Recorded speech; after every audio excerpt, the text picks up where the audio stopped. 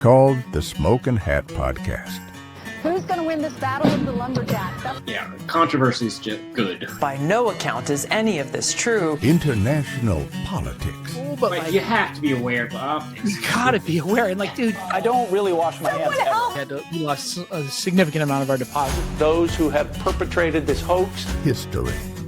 The young Turks, probably the old Turks, but three coups a decade or something. But there's actually rules against me being involved in domestic politics. And anything else that grabs them. You guys know that Eric Adams is the mayor currently? Yeah. Donald J. Trump, he's got nothing to hide. They don't know what they're doing. You're like, oh, okay, that track's a little bit better. Okay, I gotta remember that. We sure hope you enjoy it.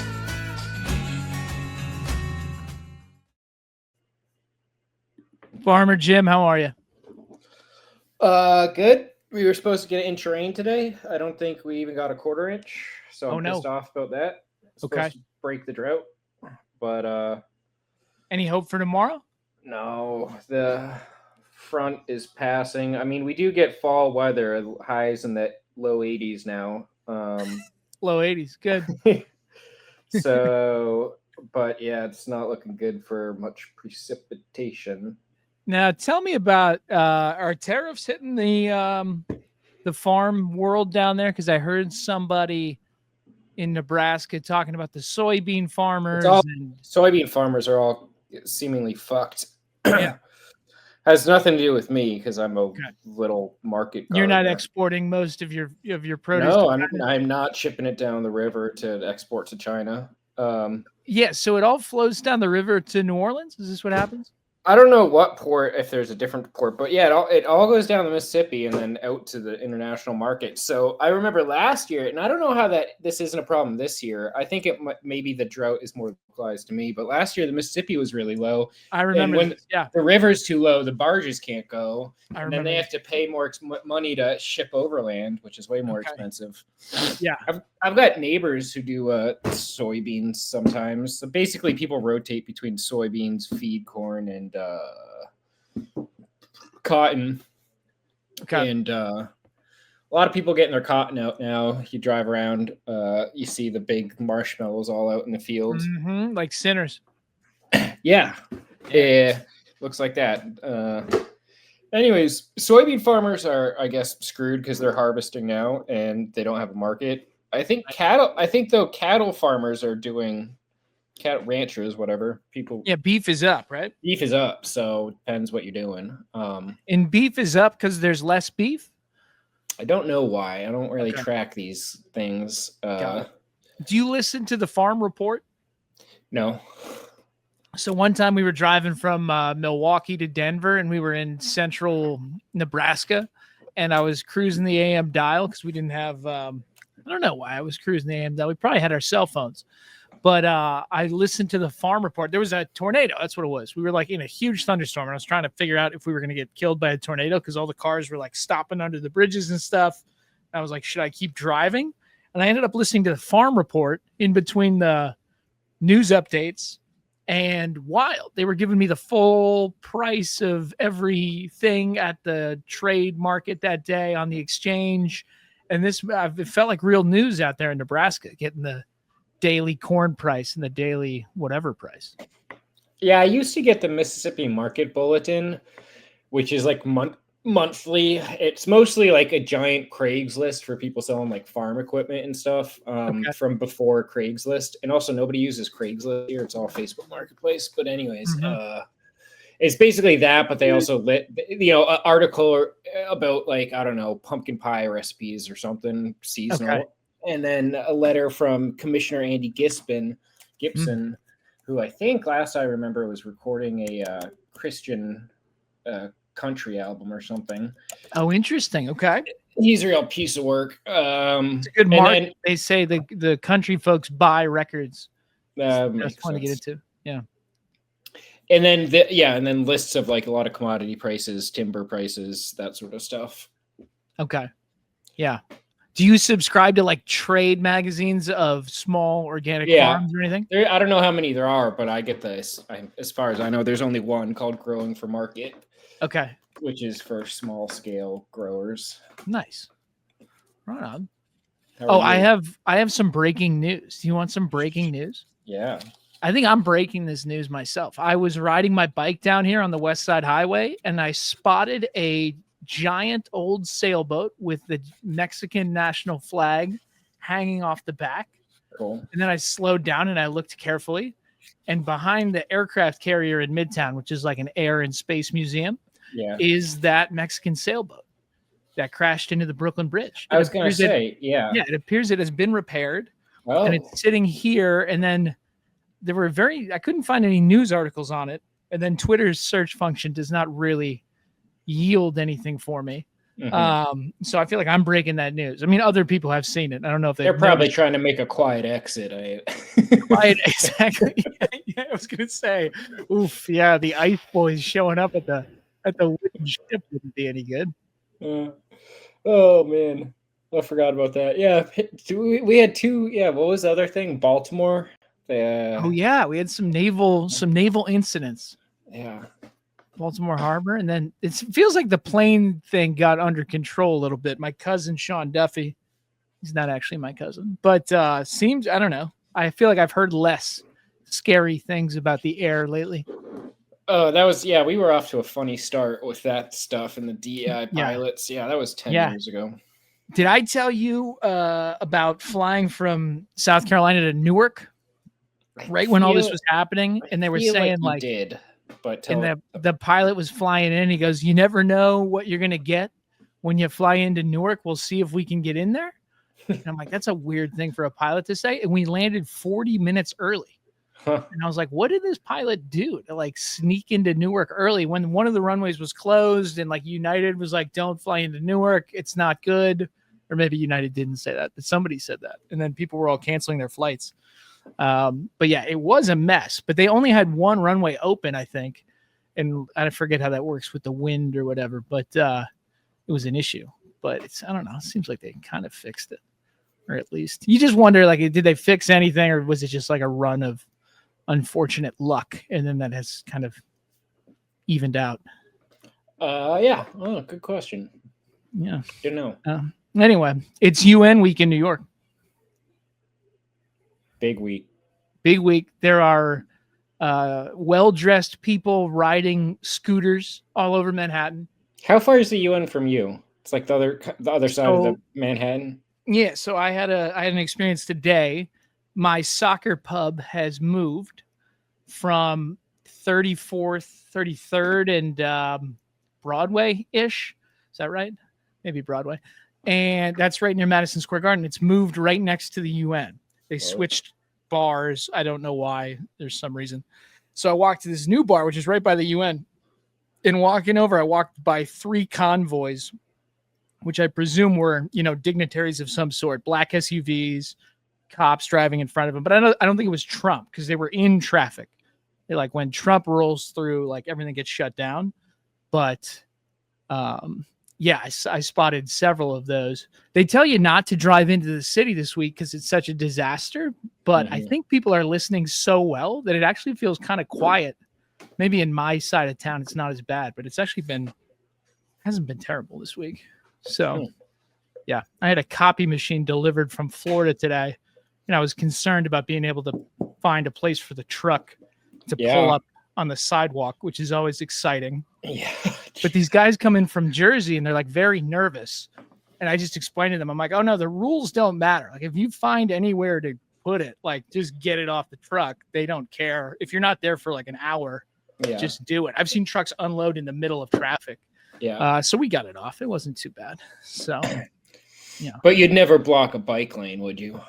I mean, almost exclusively. Yeah. The bike lanes are great places to park, I find. There's so much space in them.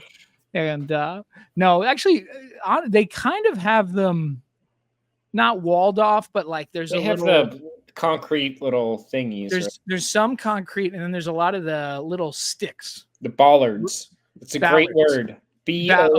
Bollard. Bollard. Okay. BOLLARD.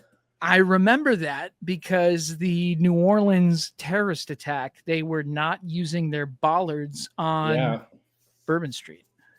That was the big scandal. So yeah. Anyway, so no, the bike lanes are actually because I've been doing a lot of biking. I'm biking Good. up and down here from 107th Street down to 38th. What type of bike And you working with? so I do the city bike, which is an sweet. e-bike. Yeah, It's great. I buy the pass, so you pay $250 at the beginning of the year, Yeah. and then basically each way is $5. Mhm. And then if you went without the pass, it's about 18. So I think I've covered my $250 by now. Right. Yeah. Oh, that New York's way more. DC is cheaper. DC has a city bike program that's like way cheaper than that. The last time I was there, the regular bikes are always cheaper. They're free. Yeah. If you buy the pass. So it always goes, oh, we're low on e-bikes. Would you like a real bike? And I'm like, no. It's because they're so heavy. They're like the worst bikes you can possibly, they're, you know, and I got to go 3.5 miles and I like to do it in like 25 minutes if I can do it. So yeah. So I've been doing the e-bike, which is pretty good. There's a fully enclosed river pathway along the West Side Highway. I'm really only on the streets for about 4 or 5 blocks.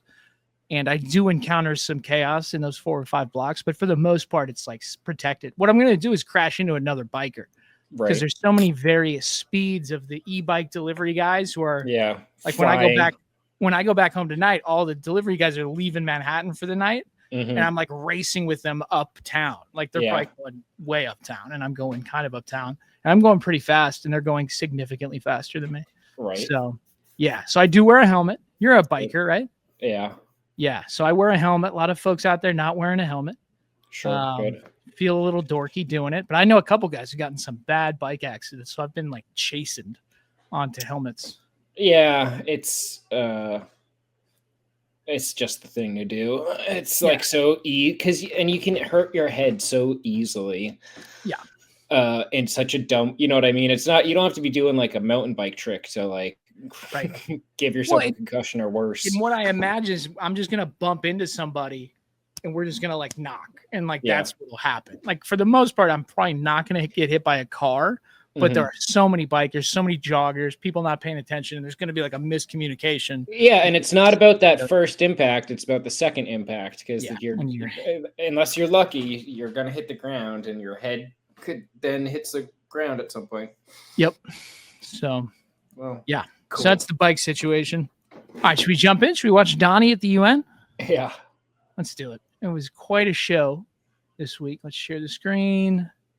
We are going to share the audio. Believe in sharing. It's this one. Please be careful. Got it. Okay, I will.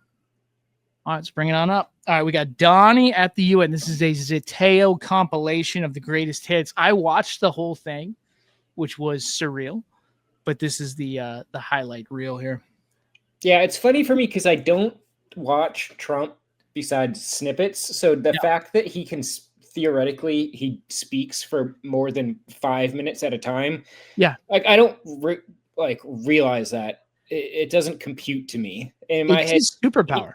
He speaks for like 1 or 2 minutes, says of like insanity, and then is quiet and like disappears. You know, because he only exists as like a meme. Right. Clip. Anyways, it's if he were 10 to 15 years younger, I think he would be hosting like a Patrick Bet-David, like pseudo politics, pseudo business podcast with like, because he can riff, and you'll see in here like his teleprompter went off, and he just riffed, and it's not intelligent, but it is sort of compelling. But anyway, let's listen. Well, it's complaining, riffing.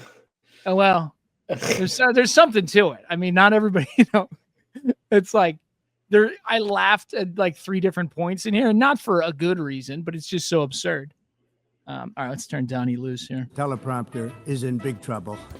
I ended 7 wars, dealt with the leaders of each and every one of these countries, and never even received a phone call from the United Nations offering to help.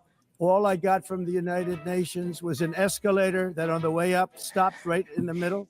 If the First Lady wasn't in great shape, she would have fallen. But she's in great shape. These are the 2 things I got from the United Nations, a bad escalator and a bad teleprompter.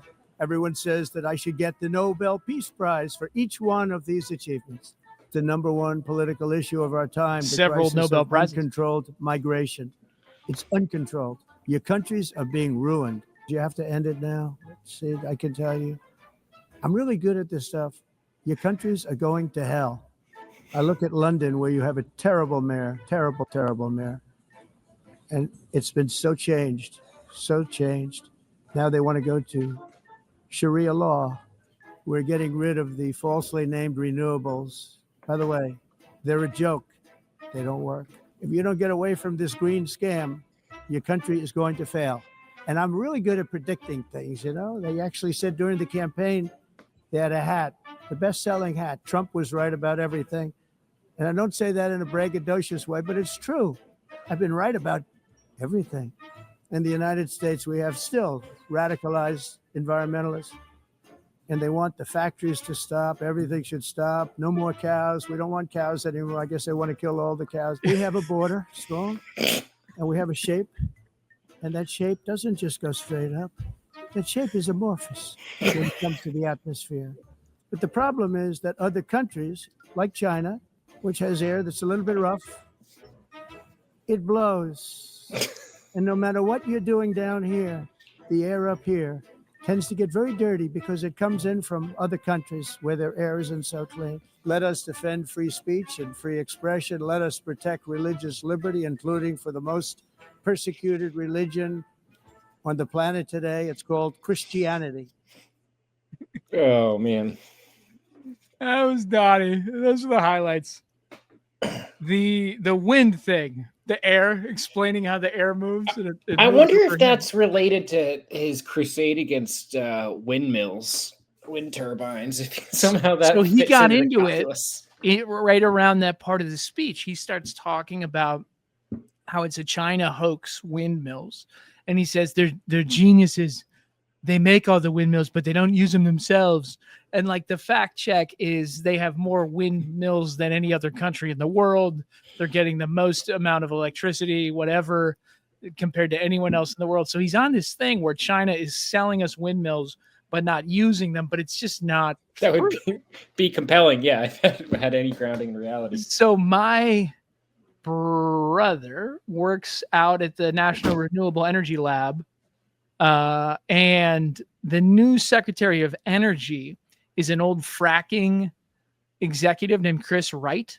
And when he got named, you know, everybody was trying to keep an open mind. They're like, oh, he's a businessman. He kind of understands his world. He's a fracking guy, but maybe this won't be the worst thing. And I Googled him, and like the third result is him drinking a shot of fracking fluid with the rest of his team. And he just drank a little bit. But they all did a shot of it. And they're like, it's okay. We're okay. And they high-fived and they said that fracking fluid is safe. And I was like, well, why don't you put it in your drinking water for 2 years, you know, and take showers in it and then see how you're holding up. He did one quick shot on camera to prove that it was safe. So that's the thing, right? They are fracking, and he was talking about coal and how China has beautiful coal, but we have the most beautiful coal. And I think somebody reported that he told everyone in the cabinet that they have to refer to it as clean, beautiful coal rather than just coal, because he said it has a bad reputation. We need to clean up the coal reputation. I think we should go back to whale oil, man. Why not? A romantic industry, you know, and then you get the whalebone, the baleen that you can use to craft all sorts of stuff. And great literature on whaling. Bring Scrimshaw back. Yeah. Has fracking produced a similar level of literature compared to whale oil? I don't think so. I think Landman, right, was oil. It was fracking adjacent, maybe. And Landman sucked. We turned it off when there was the line about. I didn't like it. We stopped watching it when the line where she's telling her dad, Billy Bob. She's like, yeah, don't worry. I'm not going to get pregnant. She's talking to her dad. I tell him not to come in me. He can't come in me. He can just come on me. And this is like an 18-year-old girl talking to her 60-year-old dad or whatever. I was like, Are you engaged in any of the Taylor Sheridan verse? No, it sucks. I hate the Taylor Sheridan verse, and I can't believe that he directed Sicario. Sicario and Hell or High Water, which is a film I actually enjoyed. It seems like he derived all like the lowest common denominator parts of those movies and turned it into his own Marvel verse of just like edgy, gritty, realistic, but like not crap on Paramount. They say it's everyone's uncle's favorite show. Yeah. Yellowstone. Yeah. But this is the deal now with these showrunners. Like, this is part of what I think the writer's strike was about a little bit, is they're just picking a few people to really make all the shows. Yeah. So there were like 4 versions of Yellowstone with like different years. Yeah. And there's Landman. There might be something else. And then there's the same deal. The Ted Lasso guy made Shrinking. And then I think he made The Bad Monkey. So like Apple has him just churning. It's the same voice and the same tone. It's like, the plots are slightly different, but they're just like got these guys chained to a desk. Copy paste, like instead of a cop, it's an FBI agent. Right. And the voice is so similar. Like there's just not that much variety. Like you're watching Shrinking. And as soon as I found out that it was the Ted Lasso guy, I couldn't unhear all of sort of the jokes and just sort of the diction of the characters. Oh, I'm like, oh, this is definitely the same guy. Yeah, it's anyway, so Cole, I don't know any really good Cole books. Maybe Upton Sinclair, I don't know. But I feel like Cole also had good literature, but I mean like fracking. Oh, yeah, sure. No, I don't think so. Right. I know. I'd feel like Cole has like good Appalachian, music and union strikes, and like there's something romantic. And I think Trump sees the romance of Cole. Yeah. But fracking just doesn't have good PR. Okay. Trump's reaction to, he's going to the escalator stops. So he has to walk up the escalator, and then he gets to the teleprompter and it immediately cuts out, and he's addressing it to the crowd in the UN. And I'm watching it and I'm kind of wondering, did an intern pull the cord out? Yeah. So Donnie just tweeted this. Donnie is not a happy president. Yeah, he wants the Secret Service. I don't think that's really the Secret Service's purview. Yeah, real disgrace took place. I won't do the whole thing. Let's see. Absolutely sabotage, as noted by a days earlier post in the London Times. UN workers joked about turning off an escalator. The people that did it should be arrested. Then, as I stood before a television crowd of millions of people all over the world, important leaders in the hall, my teleprompter didn't work. I thought to myself, wow, first the escalator, now a bad teleprompter. What kind of place is this? I then proceeded to make a speech without a teleprompter, which kicked in about 15 minutes later. Good news is the speech got fantastic reviews, right? And then he goes down to Melania. I asked Melania what she thought. She was sitting right up front. I said, how did I do? And she said, I couldn't hear a word you said.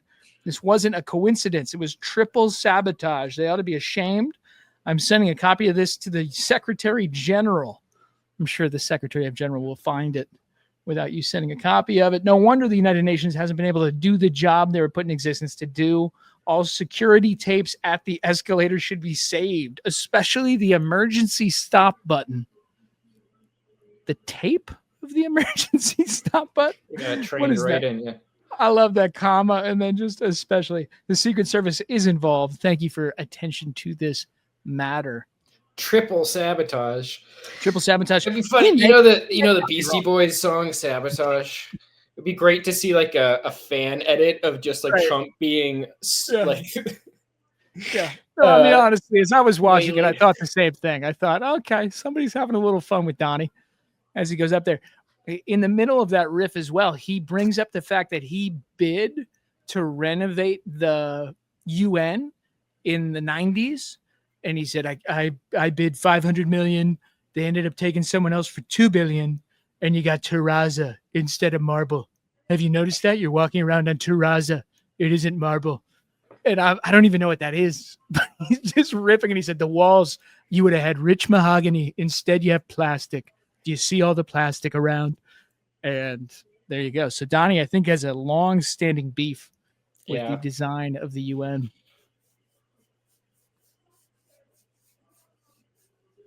All right. Now, our new Secretary General, our new ambassador to the UN, Mike Waltz of Signal Chat fame, is on the case here. This is also, I think, in the last couple hours. Here we go. U.S. AM UN. So he's got the official account now. Signal Waltz here. During the president's visit to the UN this week, a series of outrageous failures occurred.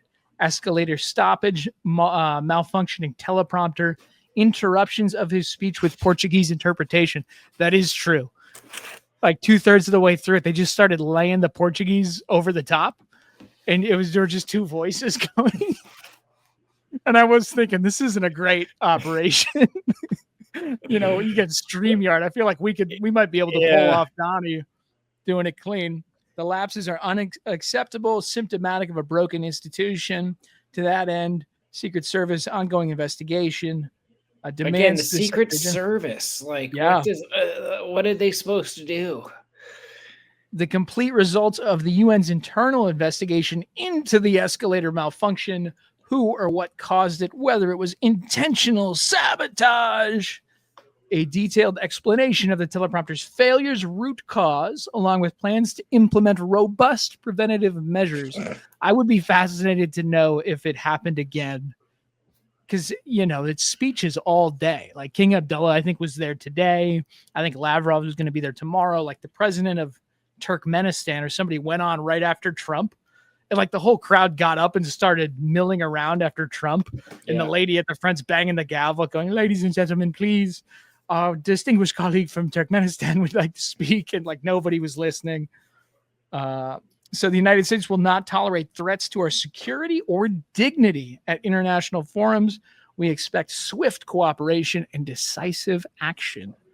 This was all in a speech where Donnie told all the countries that they are going to hell. So there's Mike Waltz. That's our signal update. All right, now I still imagine Secret Service guy who's assigned to this, who signed up for the romance of saving the president from assassination, and he's interrogating interns at the UN, being like, I need to see the tape. Show me the emergency stop button tape on escalator 7. I need to see the tapes. Okay, so there's all kinds of fun and exciting activities happening. So Jelani Sharaa is here, Syrian president, and he's hanging out with David Petraeus.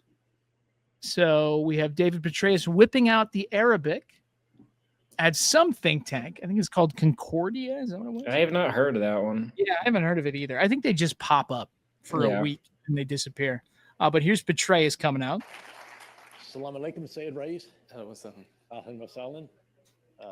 And Sharaf Nasadi. Hits him with the Sharafna. As you know, Mr. President, I spent over 37 years in the U.S. Army, and I was a soldier, not a diplomat. So I hope you'll forgive me if I speak with the directness of the old soldier that I am as I get the first question out of the way. Because the fact is that we were on different sides when I was commanding the surge in Iraq. You were, of course, detained by U.S. forces for some 5 years, including, again, when I was the 4-star there. And here you are now as the president of Syria, which your forces liberated from the murderous Bashar al-Assad regime, to participate in your first UN General Assembly as the president of your country. Earlier this year, you met the president of the United States, among many other world leaders.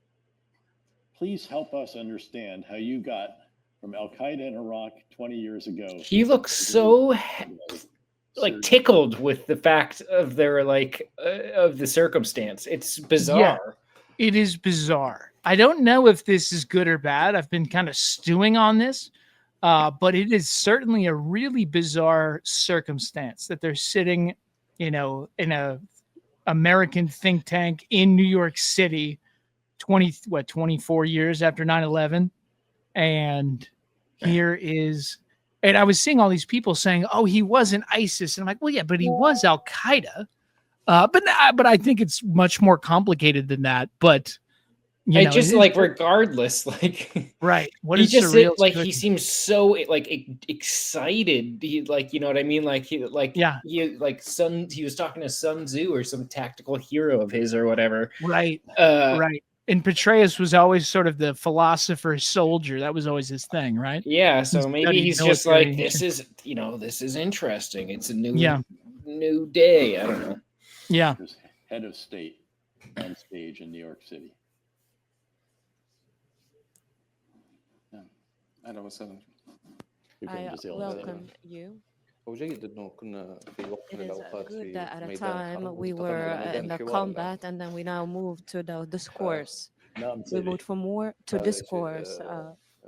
من Yes, sir. خاض الحرب هو أكثر الناس Someone who went through war أهمية is السلام. one who knows most the importance of أول شيء peace. الماضي First, له أحكام خاصة the فيه past تتعلق has its بالأعراف rules when it comes down to traditions and the rule and the traditions and the customs of that phase. When we want to subject it, يخطئ البعض عندما يريد أن uh, يحاكم when we want to judge it, we have to judge it based on these phases. We cannot judge the past based on the rules of today, and cannot judge today based on the rules of the past. Today, now we have a new phase that's special. The region, there was an occupation of Iraq. There has been a lot of conflicts in the area, and Palestine, Syria was facing a lot of challenges and was threatened. المرحلة في ذاك الوقت And والوعي the phase at واندفاع that الشباب time أيضاً نفس and الشيء the والمعاونة awareness, والمساعدة على all these اختيارات جديدة. factors were contributing to the المهم choices of that phase. كانت What's النوايا important, the intent was clear when it comes down to protecting and defending people and defending human rights, the women, the children from all the injustice that was taking place in the region. Perhaps there were some mistakes. Sometimes in a person's journey, there are some mistakes, but what's important is to focus on defending people from the threats that they face, especially from the instability that could take place in any region. Our commitment to that line is what brought us here today to the place we're in, sitting here among allies and friends. Simultaneous interpretation's a hell of a job, man. I was gonna say, I yeah, think Jordan did some of that when she was Really? a contractor for state. wow, Yeah. yeah, you got to be listening and speaking simultaneously. Well, and especially like I'm reading a book in Arabic right now, and I'm reminded of like the syntax where like you don't understand the sentence necessarily till you get to the end, you know, Right. because you're trying to figure out The like meaning could what flip right at the end. what refers to what. You know, there's all these Yeah. like pronouns and prepositions and stuff, and you have to read the whole sentence before you're able to be like, oh, okay, now I can. Yeah. So, anyways. What's your take on the president of Syria at the moment? I don't know. I'm a booster, but I saw somebody, I forget who, some analyst who's plugged in more than I am now these days, which is pretty low bar.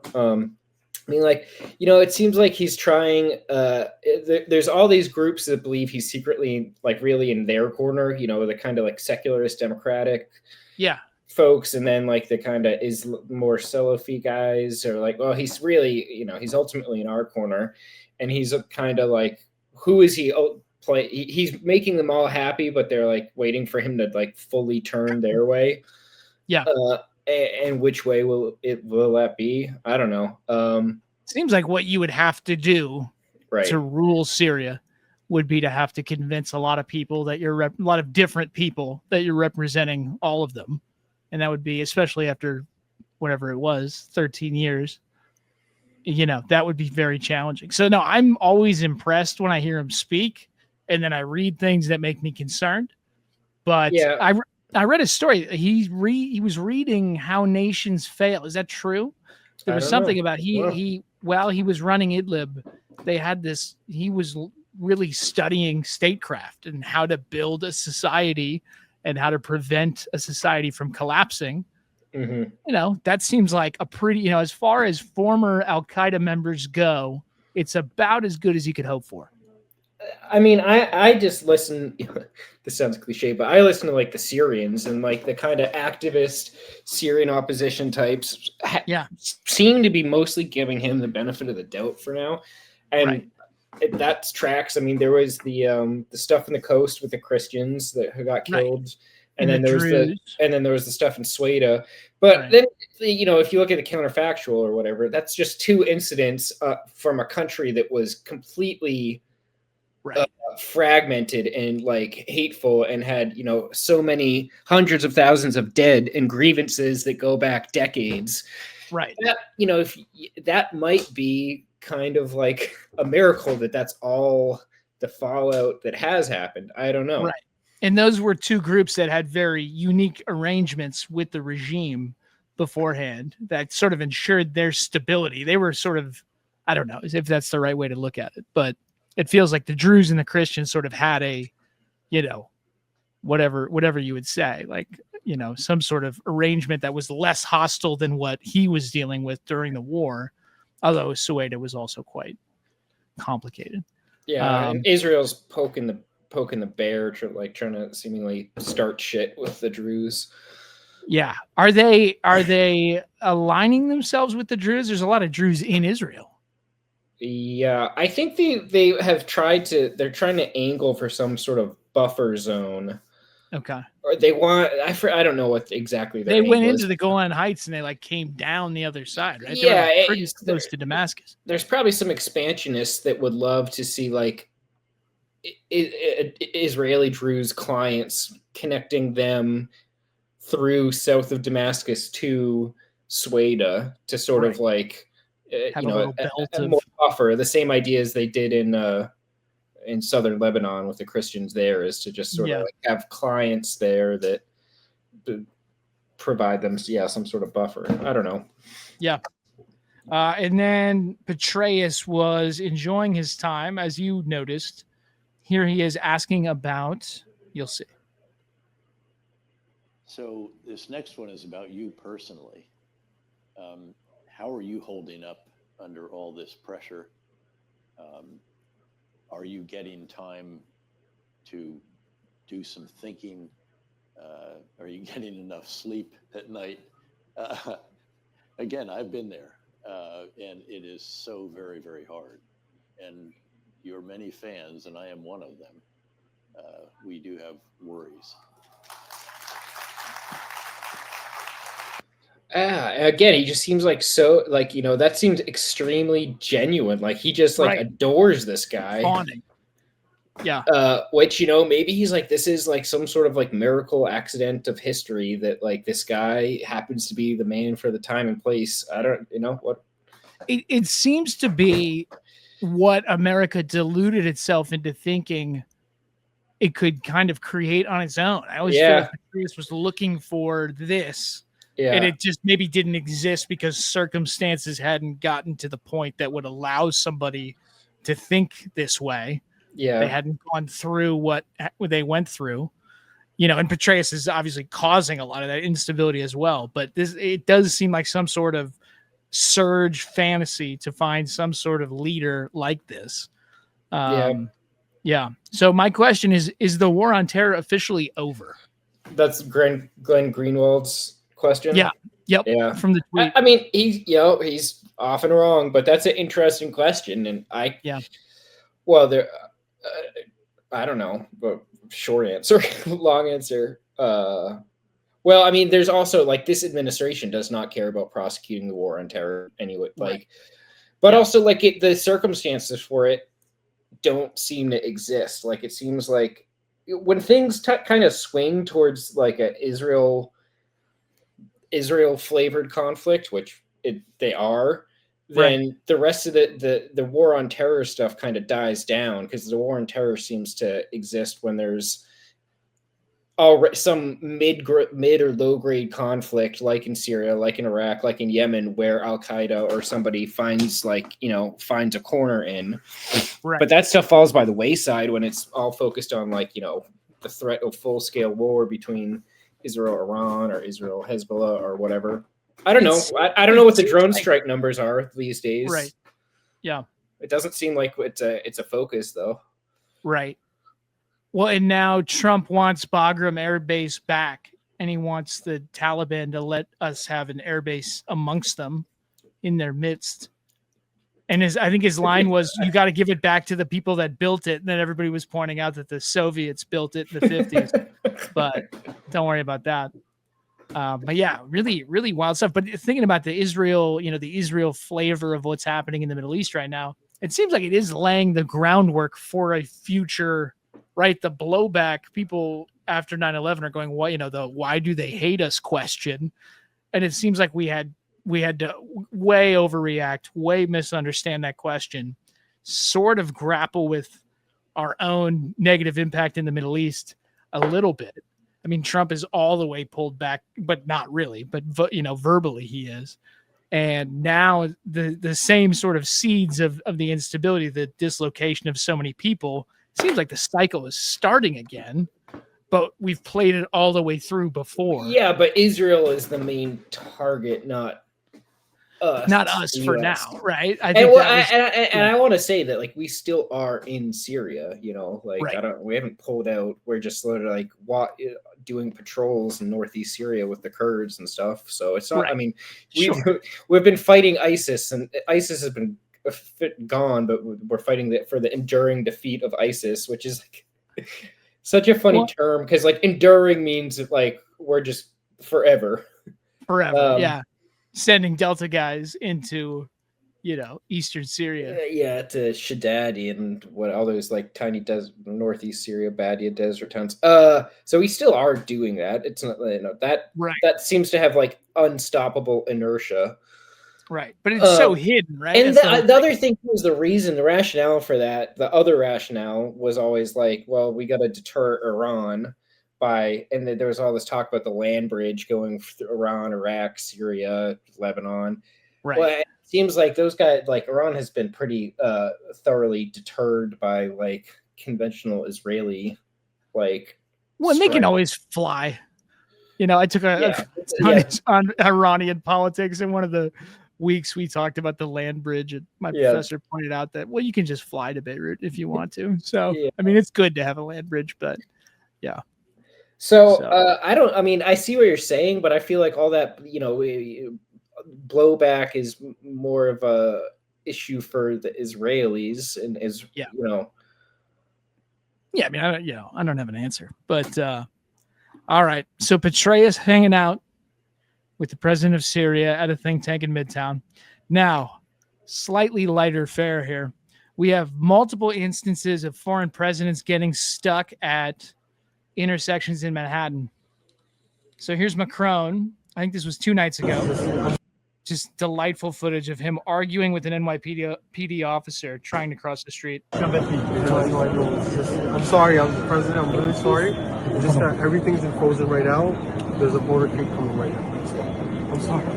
If you don't see it, let me put it. How are you? Guess what? I'm waiting in the street because everything is frozen for you.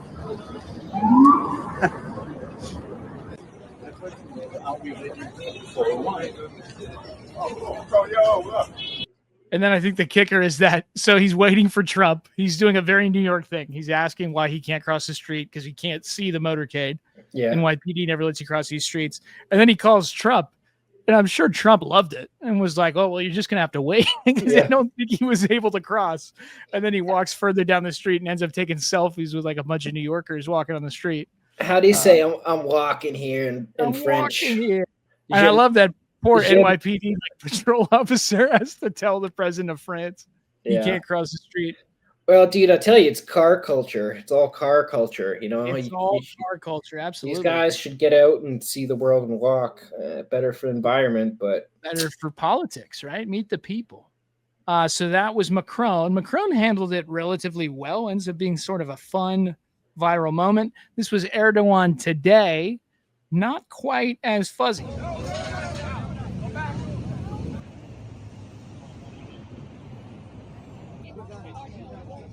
Turkish subtitles here. I can't help you, but you see what's going on. Yeah.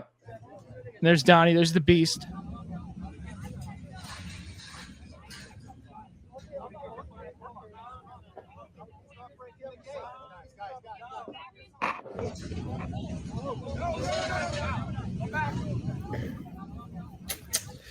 So there you go. Turkish bodyguards trying to get through the barricades.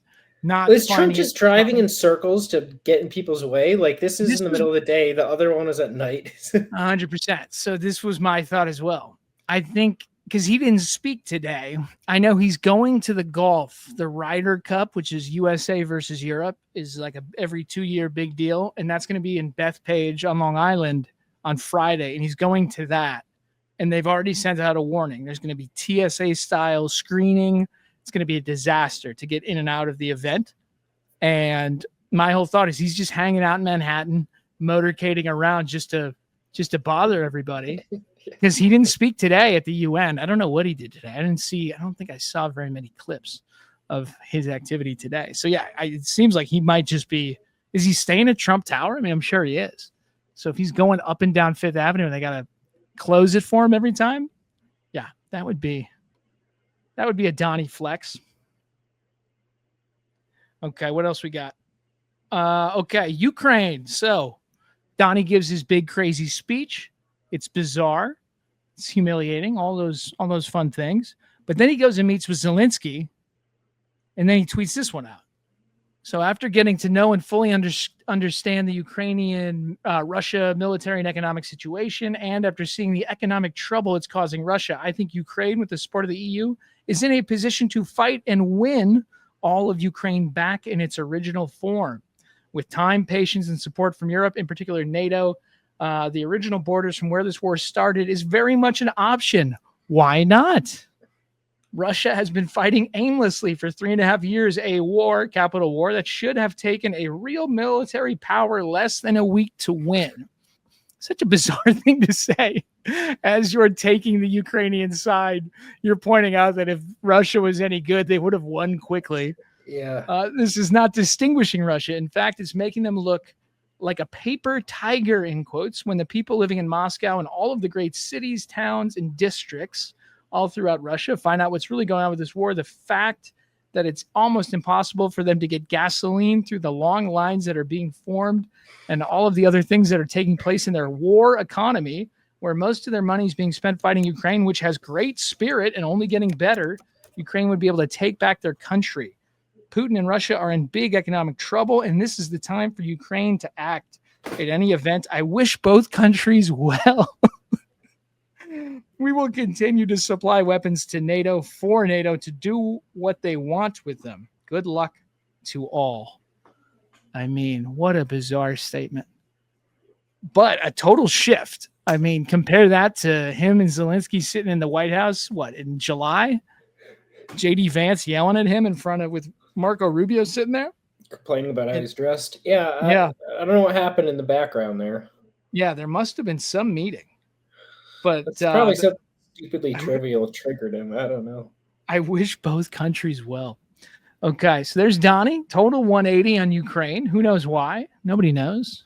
Donnie might know, but Maybe maybe he took in a musical that it had a change of heart. 100% something.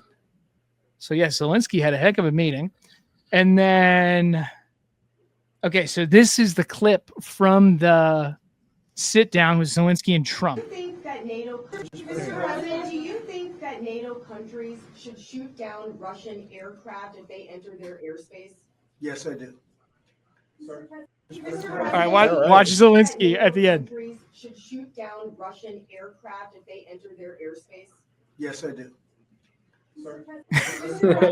He's like, all right, yeah. I don't think Zelensky expected that one. Yes, I do. Okay. Because there was this whole thing, right? Earlier in the week, the Copenhagen airport and the Oslo airport had to shut down because there were drones circling the airport and they didn't know what they were. I mean, I think clearly they were Russian drones, but they had no flight plans. Nobody knew what they were doing there. So I think the Copenhagen and Oslo airports were shut for hours on maybe Monday or Tuesday. Okay, so we're getting all kinds of new information out of Donnie. Now, our Treasury Secretary, Scott Bessent, who owns a pink house in Charleston, South Carolina, and is our Treasury Secretary, is giving out foreign policy information this morning on Fox Business. Has started making incursions into the NATO borders. Exactly. So the one thing I can tell you is the U.S. is not going to get involved with troops or any of that.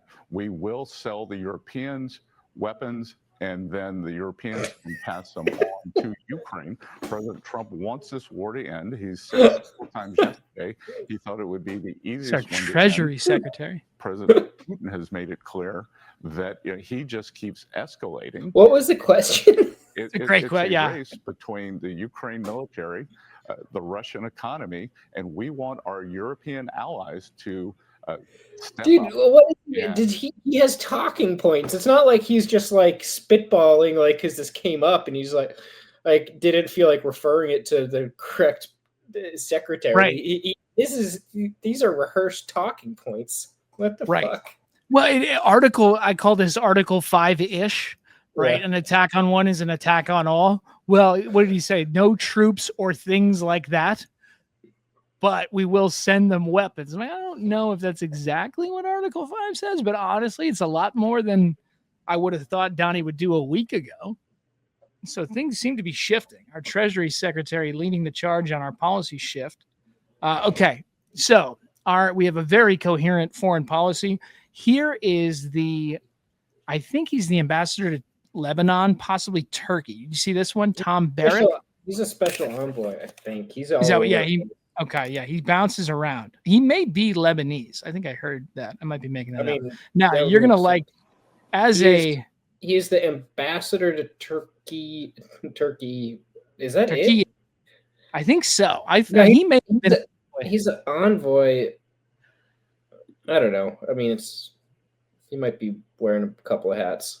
So here's our Middle East guy, and you're going to like this as an Arabist yourself. What's the end game? I was hoping you weren't going to ask that because I don't know. I don't think anybody knows. Look, the end game, when we say peace, it's an illusion. There's never been peace. There will probably never be peace because everybody's fighting for legitimacy. So people say, well, they're fighting over borders and boundaries. It's not what they're fighting over. A border or boundary is the currency of a negotiation. The end result is somebody wants dominance, which means somebody has to submit. In that part of the world, submit, there's no Arabic word for submit. They can't wrap their head around submit. Now, James, you're an Arabist. What is the Arabic word for submit? I'm not the first person to point this out. It's Islam. Yeah. Islam. I mean, unbelievable. It feels like he's in week 1 of an international affairs master's degree, and he just read Hobbes, and then he's now going to start riffing on the Arabic language in literally almost the most well-known word and its meaning outside of the Arab world. If you don't speak a language, it usually is not a good rhetorical flourish to say there's no word in this language. I'm hoping or guessing. I feel like after 9/11, this came up all the time. Yeah. People were like, Islam means to submit. They want us to submit. Don't you understand? Like, they're women to submit. Yeah. 100%. I feel like I heard this in 8th grade on the NBC Nightly News. And now we have Tom Barrack telling us that there is no word in Arabic for submit and that there has always been fighting and that there will always be fighting.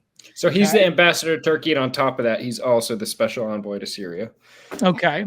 And here we go. Here is his take on the Lebanese government. A good organization. It's well-meaning, but it's not the well Lebanese equipped. Government here. Because who are they going to fight? Right? We don't want to arm them. We're going to arm them so they can fight Israel?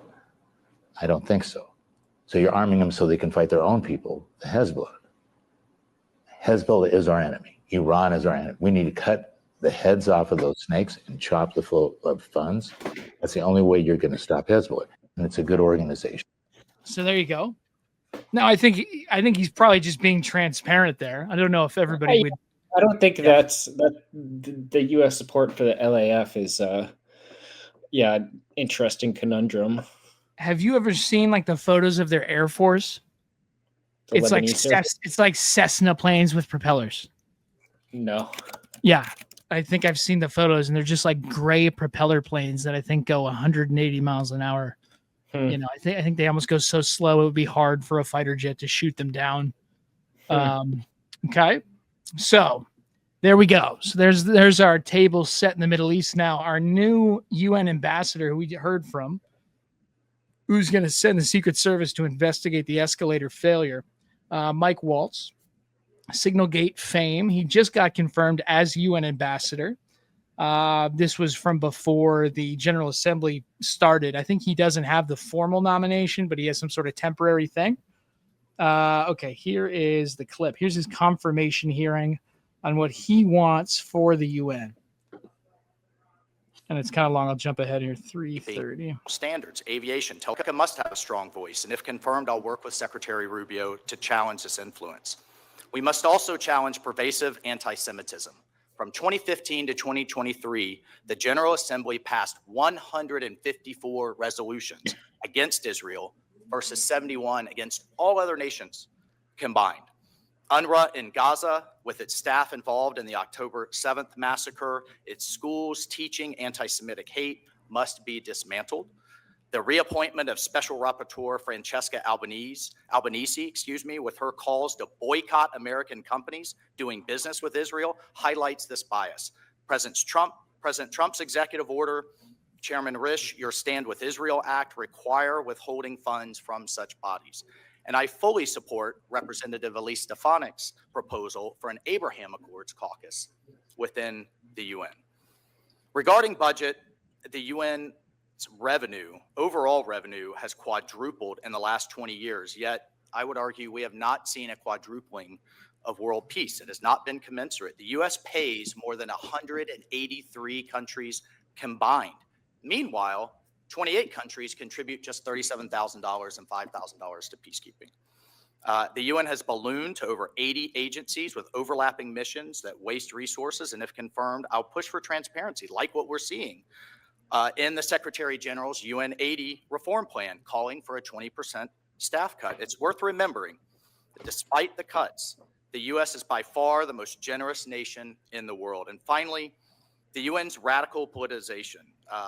Such reports as, quote, stolen Native American land, reports and investigations, quote, called the George Floyd mechanism, labeling American police in America systemically racist, with input from countries like Cuba and Venezuela, it's unacceptable. So I think the way to get ahead in the Trump administration is just to doge everything, right? And it seems like his plan is like, let's doge the UN. And now with this little scandal that they think they've uncovered, you know, I just can't imagine that anything except for cutting funding to the UN is what's going to come next. Yeah, it's been the trend. They already cut UNRWA, right? Yeah. So here's a graph. The United States paid nearly $13 billion to UN entities in 2023. I think the whole budget of everything at the UN is something like $70 billion. I did a presentation on this in grad school, and I put up a chart, and this was in 2013. It was like the New York Yankees were worth like $7 billion at the time, and the whole budget of the UN was $50 billion. So I said, the world's commitment to global peace is 7 New York Yankees. The General Assembly budget for 2024 was $3.59 billion. 3.59, and then if you factor in like affiliated programs, it's like significantly higher than that. Sure. But I think that refers to like the building rather than like all of the whatever other things go on here, because U.S. kicked in $13 billion in 2023. But I give this presentation. The professor is a institutionalist. He was the guy. He was Javad Zarif, the former foreign minister of Iran's dissertation advisor. And he thought it was like the funniest, strangest presentation he'd ever seen. We had a Chinese exchange student. He came up to me afterwards and asked me for the slides. He said, that was great. Can you give me the slides from your slideshow? And I think he was just thinking of this one graphic where I had the Yankees logo stacked up 7 times. Yeah. And then I had the UN budget. And I was like, this is the world's commitment to peace. Seven of our most expensive baseball teams' value combined. So, yeah, and as you can see on here, right, it's mostly WFP. UNRWA had $420 million, UNHCR, refugee stuff, UNICEF. And again, I mean, this is just a blip in our actual budget, seemingly in the quest for world peace, which probably is a morally good thing to do, but probably also, you know, a good business move to promote global stability. You'd think. Okay. Funding UN's okay. So coming into this week, there was a Washington Post article.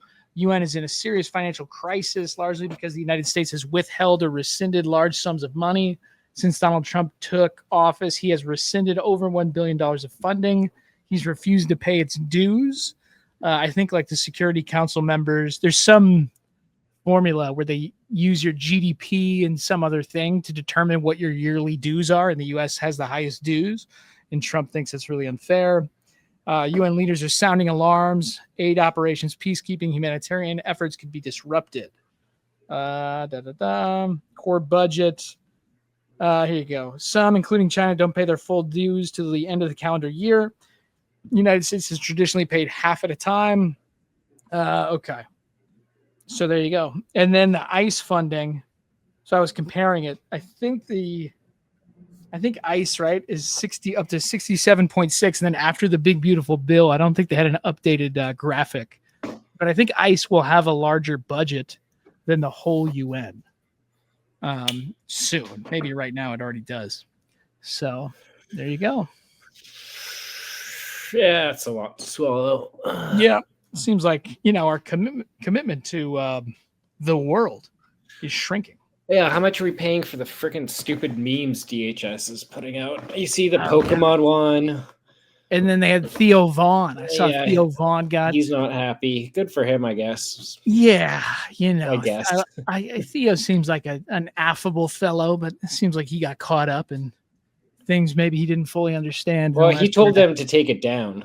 He told them to take it down, but he did make that meme whenever it was a couple months ago. And it was like sort of tongue in cheek, right? Like, what is, Theo Vaughn's tone and what is his perspective? It's a little tricky to nail down, but yeah. Okay. So UK, Canada, Australia recognized Palestine as a state, breaking with the US. Portugal also announced it was recognizing the Palestinian state. I think we're getting down to pretty small amount of countries that don't recognize it. I think it's us, Israel, I think Argentina with Milei, who loves Donnie and loves Elon. And then I think a bunch of those Pacific Island nations that always seem to, go to war with us. And, like Nauru and Palau and all those places. Mm-hmm. But yeah, in terms of, developed nations, I think it's getting pretty thin. Those who have not recognized it. Digging their own grave. Yeah. Okay. Palestinian state will not be established. This is Netanyahu's response to all this. It will not happen. Those leaders who recognize the state are giving a huge reward to terror. Israel, along with Trump and numerous other administration officials, blasted the movement. Starmer rejected the criticism. The UK Prime Minister's solution is not a reward for Hamas. Our call for regime or a genuine two-state solution is the opposite of Hamas's hateful vision. And I think Abdullah spoke today, and he's, pointed out that it's not a reward to get recognized as a state. It is their right to be recognized as a state. Yeah. Not that anyone around here is respecting rights these days, but okay. Changing dynamics, adding to the momentum. Yassi Meckelberg, a senior fellow at Chatham House, London think tank. Mission in London said it was doing a flag raising ceremony. I think I saw the video of that. So, yeah. So that's it. UN week in New York City. What else? Yeah. It seems like such a dog and pony show. Like, what actually comes of these meetings? Like, well, that's the thing, right? You go to grandstand for several hours and then go back to the country and right. It's like a self-fulfilling prophecy. Trump will starve it to prove its ineffectual nature, and then it will become ineffectual. I mean, I would agree in some ways. That's the thing about the Doge, criticism is like you could never really say that there isn't some waste at the UN. Right. Yeah. I'm sure there is. I'm sure there is some bloat. I'm sure there are some things that could be cut and it wouldn't be the end of the world. It might not change anything.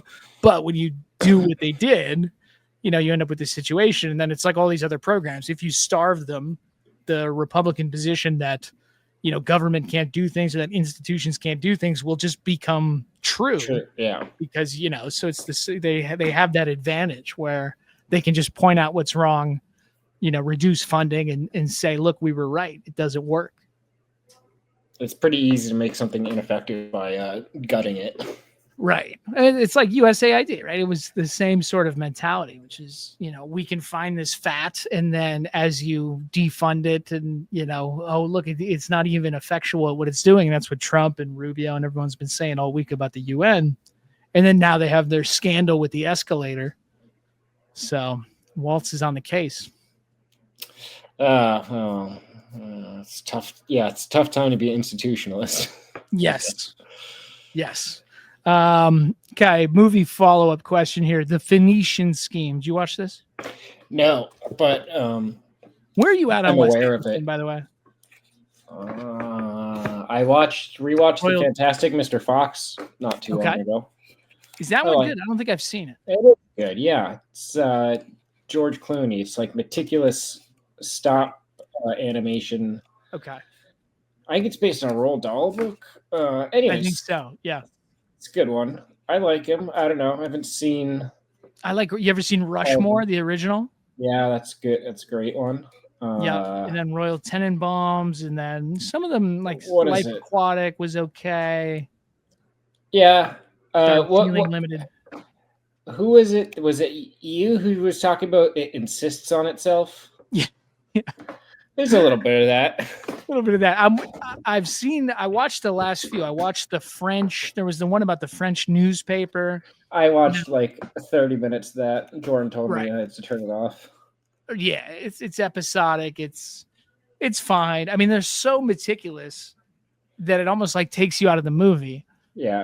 This one, I think it works because it's like kind of violent in his meticulous world. So there's kind of these jarring contrasts of like, here's this perfect airplane and it blows up. Yeah. And the people land upside down. It's like amusing, but it's good. It doesn't like, it's not life changing. And maybe if it was the first one I had seen, I would have been like, wow, this is the most groundbreaking, film style. But you kind of feel like you've seen it before now. But it's the plot is fun, and I laughed out loud a couple times, so it's not bad. It's called The Phoenician Scheme, but Phoenicia is sort of a vague Middle Eastern country, and he's made up maps, so it's not actually anywhere. Staying away from the geopolitics. I heard Asteroid City was supposed to be really good, and I have not seen it. No, maybe I did see it. Yeah, with Tom Hanks. Yeah. I don't know if I saw it. They kind of blend together to me. But yeah. So anyway, that's the one we just worked through. It's pretty good. Yeah. Are you excited about this One Thing After Another, the new Paul Thomas Anderson? Yeah, I didn't realize it was based on a Thomas Pynchon novel. Okay. Which makes me like it more. I'm only vaguely aware of who that is. And who Thomas Pynchon is? I know. Isn't that bad? You got to read The Crying of Lot 47. It's only like that's like the third. Short. It's very short. Yeah. He's got really long. He's got really long ones too. Right. And I heard they're challenging. They're like, they're lit bro. The lit bro stereotype. Yeah. Gravity's Rainbow has the infamous first sentence. Okay. What is the first sentence of Gravity?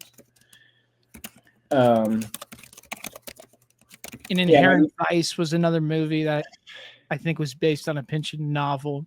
A screaming comes across the sky. Gravity's Rainbow gets like really weird and technical into like nuclear physics or something. Did you pick these up on the street, or did you encounter these in a lit class? How did you get? I've only read The Crying of Lot 49 myself. But that's a really good one. My dad is a big reader. I think Gravity's Rainbow he read. That was probably in the house. I don't know about V. I think was also Mason and Dixon. See, this feels to me like, what's the term for the genre? But like literary, kind of highbrow stuff that I literally never came across, and then I like walled myself into like genre fiction. Yeah. And I think I may have tried. I had a bad experience. I read Cormac McCarthy's The Passenger, which was maybe his last book that he released when he was still alive. Start with that one. And it was, it just didn't really grab me in any. I didn't get it. It was fine. But it didn't feel like, there's bros out there who are like Blood Meridian changed my life. Maybe I need to read Blood Meridian, but it is a good book. Excuse me. It's a very good. Blood Meridian is great. So is The Road. The Road, yeah. And then what's the horses one? All the Pretty Horses. All the Pretty Horses. And then did he write No Country? I think so. But then I think there was a scandal, right? Right when he died, it was revealed that he was some sleeping journalist. with a 16-year-old. Yeah, there was an interview, or a journalist did some research and interview, and yeah, he some sexual I don't know, some stuff that raised some questions. I don't know what it was specifically, but she was older by the time this all came. She was like 45, and she was not, perturbed by it. Right. Yeah. But I So I don't suppose know what you power make of that. dynamics and what have you. It's funny that you bring up blood meridian, because there's this meme. So did you read the Isaac Schottner article interview? The newest one about Cass. Yeah. Yeah. What was the big punchline? There was something about Henry Kissinger I saw. Well, so they're talking about Henry Kissinger like being having a morally questionable legacy, and his response to that is, "Well, I wrote a book about Star Wars one time, and he at first didn't get it, but then came back and said it was like a pretty interesting book." And then Schottner, I don't know how you pronounce his name, Schottner, sounds French, pushes him on it about some of the, about Cambodian laos, and eventually he's like, "Well, okay, next time somebody brings up like atrocities committed in Southeast Asia, I'll remind them about the Star Wars stuff." Right. Basically. And then didn't at the end he said like keep the Kissinger stuff out because it might overshadow everything else. Yeah, he's like, I wouldn't mind if we didn't focus on that stuff. Anyways, there's like a little bit of a meme format going on. Let me see if I can find one or two of them. I think I saw it with Hayek or something. Yeah, exactly. One of them was Moby Dick, and it was set in Moby Dick where they're talking to Ahab, being like, "But he killed all of your crew," and he's like, "Yeah, but he also taught me a lot of whale facts." And there's another one with the character, the kid from Blood Meridian, where they're like, "But he scalped all these Apaches and blah blah blah," and then the kid's like, "Yeah, but he like." I don't know, the judge was insanely charismatic or something. I don't know. It's a good meme format. Yeah. I don't know why people still take his calls. Like, has anyone ever every time? It's amazing. Every time. Yeah. And people are like, "Oh, this is the one." I mean, maybe people just don't, these are like out of touch, not on social media people, but this comes across my timeline like every 3 months. And it's some like very jaw-dropping figure just absolutely bumbling their way through some very kind of obvious or, seemingly like morally, here's an easy opportunity to say something, and they just totally whiff. Yeah. I totally don't get it but every time it's great. I don't know. Maybe a lot of these people are just like, it's hubris potentially. Right. It won't be me. Or I'm too good. Like I'm just like gonna really shed some light on what I have to talk about. Do you think he's like hunting them in the interview? Yeah, I would really be interested to see an unedited version of these interviews, just like the raw. Because it's always a distilled transcript, and they're always damning. But you're wondering if he's sitting there like, I have these knives here, and I'm just waiting. Yeah, and I know when to slip them in. When I read these, I get that feeling when I read these interviews. I'm like, I wonder how we got how he set this up. Right. Because it seems like there's probably a lot. Like if I was doing an interview like that, just this way, you think you'd see it coming. Right. You'd be like, this doesn't seem like it's going my way, but I imagine he's kind of. But when he starts kind of spiraling, when Sunstein starts spiraling at the end, like the interview's still going. Yeah. And he thinks that they've entered some sort of post interview where like he can now give feedback on the interview he just did. And then Schottner just puts it as like the last line. Yeah. You're like, oh, that is tough. That is tough. When I didn't really know who this guy was. But when it's Samantha Powers. Well, that's when they said that, I was like, this makes total sense. This guy's part of like, just like the self-congratulating like liberal blob, right? He was tight with Obama. Is he a professor? Is that what it is? I don't know. I wouldn't be surprised if he's like was at West Exec or Okay, because it's one of those names that like comes up when you're in the international affairs, but maybe it was just this is Samantha Powers' husband. I don't know. Yeah. Anyway, so be careful if you take an Isaac Schottner interview. It's probably not going to go well. Yeah, they're so good. I mean, he had an interview last week with somebody who's just like I don't know, was she a political scientist? She was sometimes they're just talking to smart people about stuff they know about. It was this academic who did surveys on like political perceptions and political violence in the wake of Charlie Kirk, and then she was like talking about like how like Americans like dehumanization of the opposite political spectrum side of the political spectrum is like relatively high, shit, like worryingly high to her. But the silver lining is it's always been high. It's kind of interesting to read. I mean, for as long as they've run the survey, which is only like, I don't know, like a couple of decades or something. So there's like good and bad news with that. That's an interesting one, but they're not always these gotchas, I guess. But when they are, they're great. Do you find them on social media? Like, I don't have a New Yorker subscription. I do, but I see them on Twitter before I see them anywhere else. I've gotten pretty proficient with the removepaywall.com usage. I used to give up more, and now like if I'm intrigued, I'm removing a lot of paywalls these days. So we get New Yorker.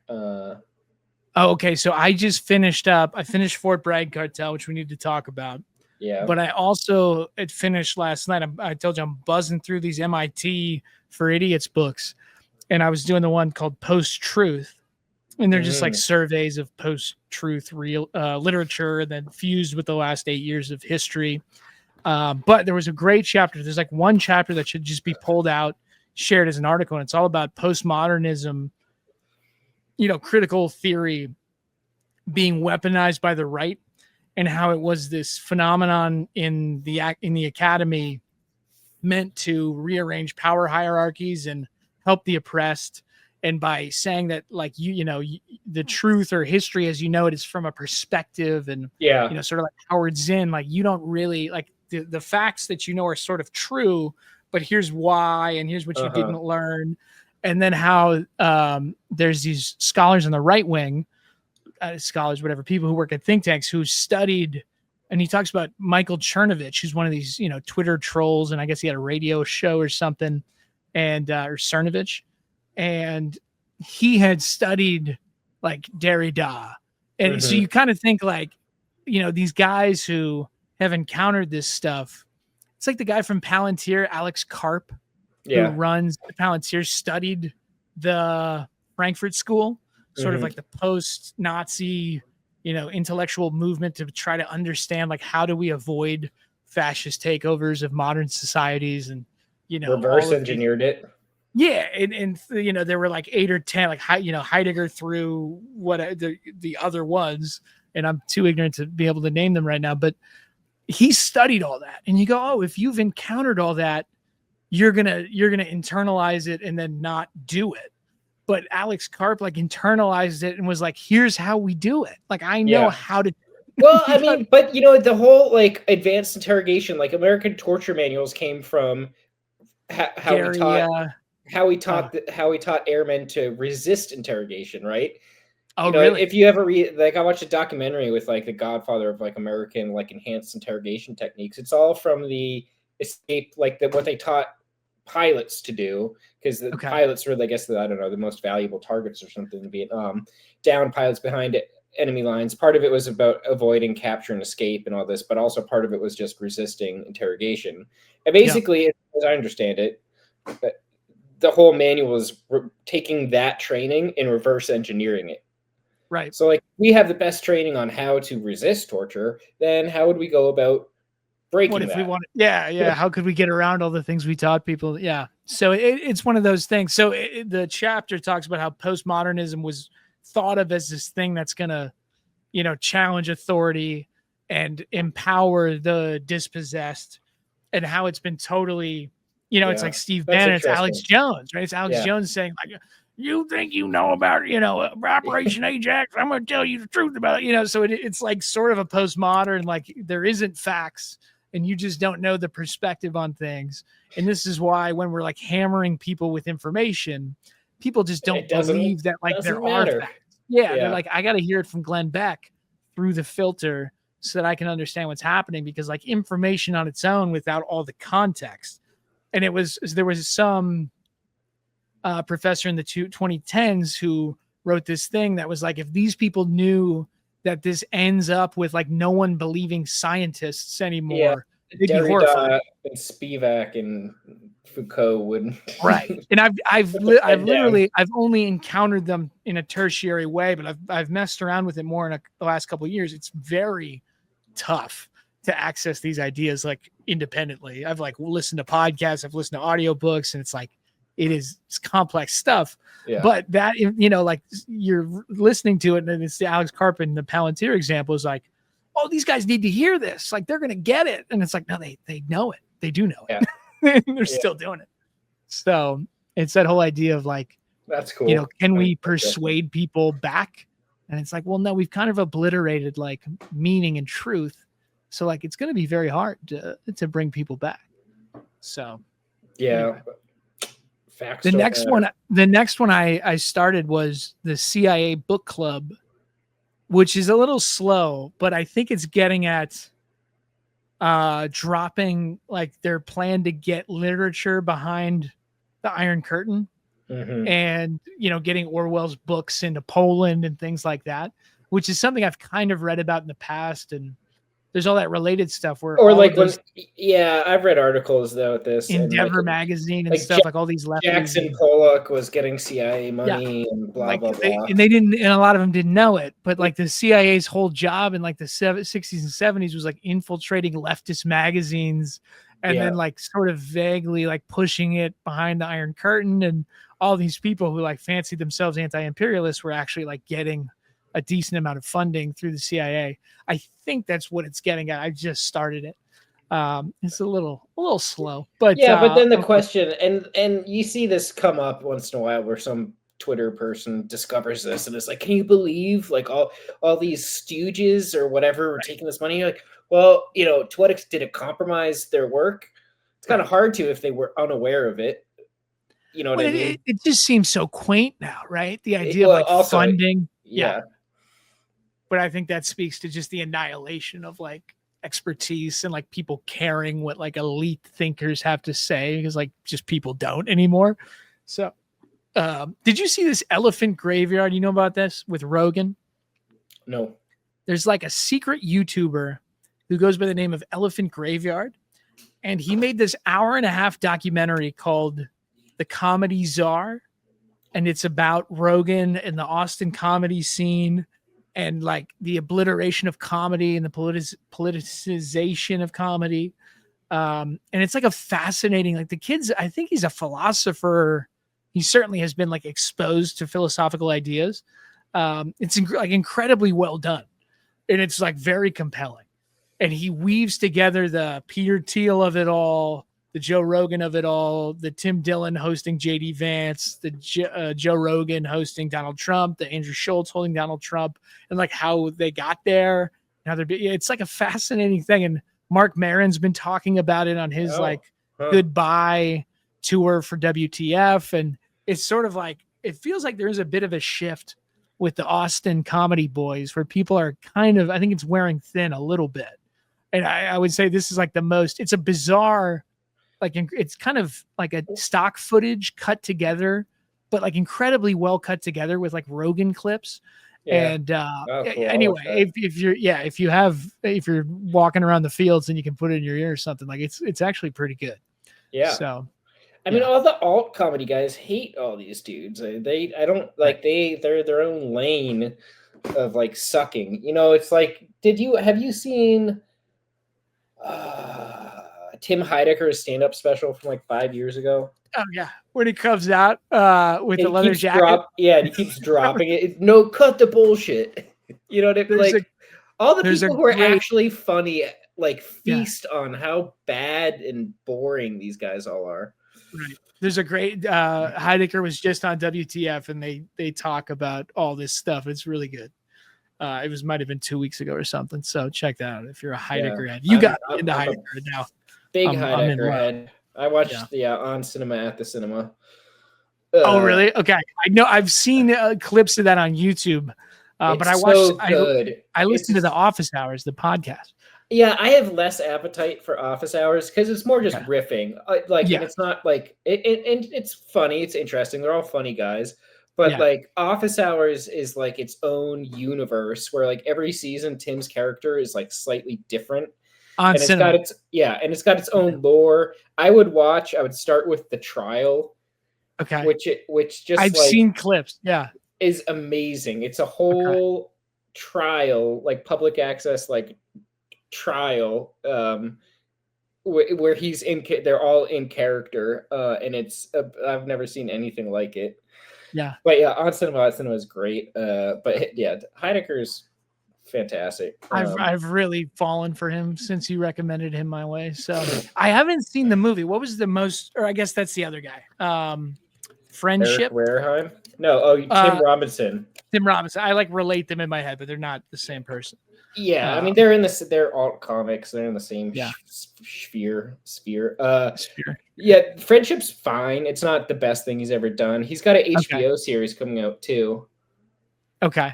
I saw a clip, a skit that he did where he's like teaching a driver's ed class. But That's a weird one. The tables.